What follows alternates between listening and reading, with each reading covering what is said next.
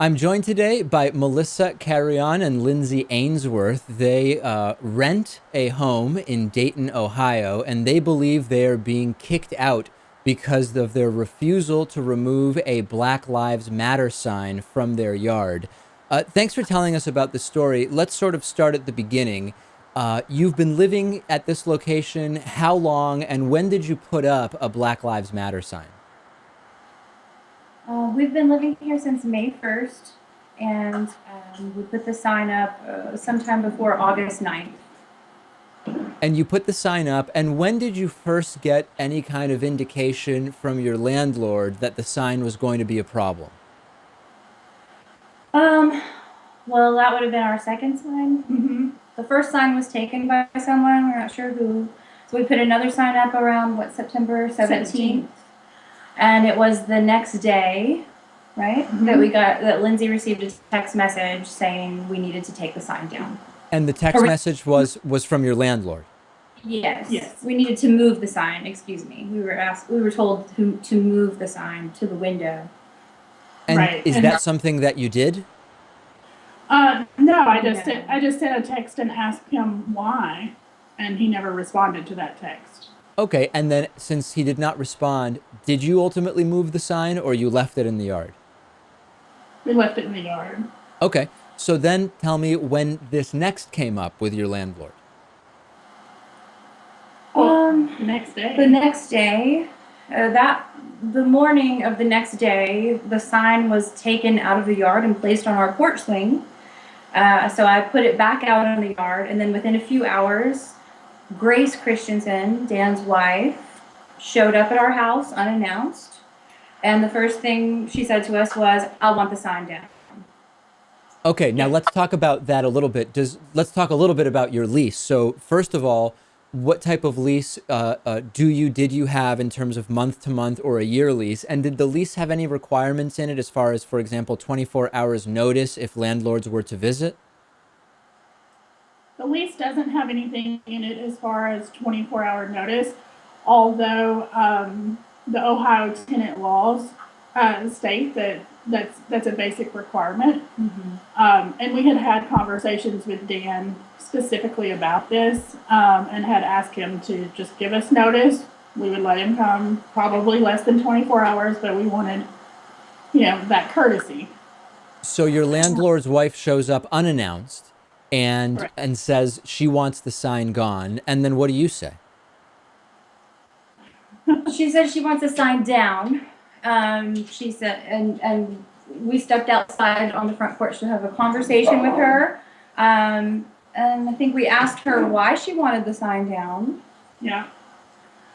And it was really a lot of kind of, well, you guys seem unhappy here. And just insinuating that, it might be our time to go. That maybe our lease was almost over, was one thing that she had said. And, we just asked for some legal proof that we couldn't have the sign in our yard, and we told her we were willing to comply and move the sign if we were doing something illegal. We said that there's no clause in our lease specifically saying that we're not allowed to have signage in our yard, which there would need to be. In order for them to be able to make us take it down. Or it would have to be breaking some city code, which it wasn't. So we said, show us something on the books, show us something in writing that says we can't have this sign, and then we will, if we are truly breaking the law and you can show us that, we'll take it down. But until then, it's gonna stay up. And if somebody takes it, we've got another one. We'll put that one out then. And here is where I think the question about the lease comes up. What was your understanding of what type of lease you had in terms of a month-to-month lease or a yearly lease?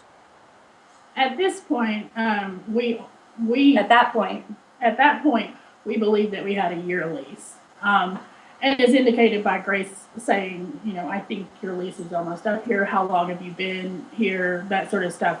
I think that what did she say? We said we'd been here a couple of months, and she said, well, it seems like a lot longer. yeah, she said it felt like it had been a lot longer than 4 months to her. So at this time, I believe that we were all under the understanding that it was a 1-year lease. But whenever we received our termination of lease, the reason for terminating our lease is that it was a month-to-month lease. And this is a part that we had overlooked in the process. So you were under the understanding that you had a year lease that started on May 1st of 2015, which presumably would last until the end of April. When you actually reviewed the letter of the lease, it turns out that indeed you did have a month-to-month lease. Is that right? That's right. Okay. Were you given what sort? Talk to me about the notice you were given, which said your lease terminates at the end of the month. You have to move out. Is that the long and short of it? Yeah, you're on a month-to-month lease. You have 30 days. You need to vacate, or you need to be out by November 1st. And there was a copy of the lease attached to it with the month-to-month wording highlighted. Okay, now of course you believe that this is all because of this sign that you were displaying on your front lawn. Correct. What have you explored with regard to what action you can take? And as you told me before we started, you're moving out tomorrow. November 1st is going to be the day that you move out. What's going on behind the scenes? Are you pursuing some kind of tell us what you're doing?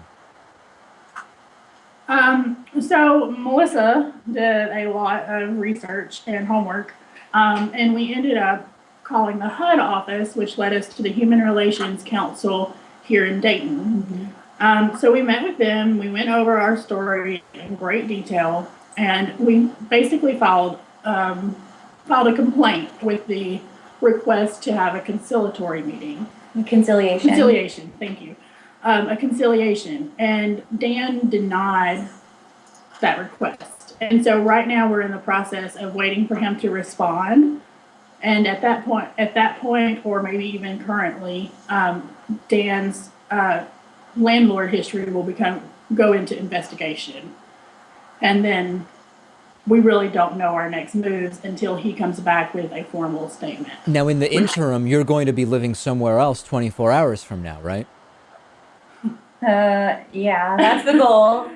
That's the goal. So, in other words, I guess I'm wondering, in the same way as with labor disputes at work, a lot of times attorneys I've spoken to have said these types of tenant-landlord disputes can be very, very difficult to litigate because there's a lot of he said, she said type of stuff. And while the timeline you've presented is very much indicative that the Black Lives Matter sign was the sort of catalyst for what happened, if indeed you have a month-to-month lease, I'm guessing it could be sort of hard to prove the reason why you were asked to leave. Perhaps.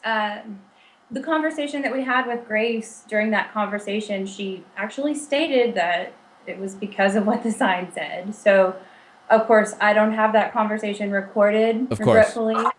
But, I mean, we know without a doubt that that's the reason why. And I understand it's, believe me, the naysayers are speaking to us.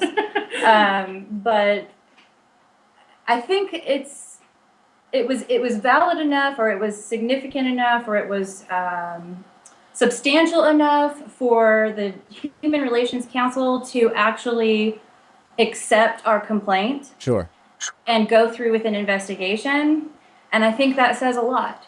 And I think that even if it turns out that we can't prove it, I wasn't going to let this go. I mean, there's no way that Dan and Grace Christensen are going to get away with this without somebody understanding or knowing about it.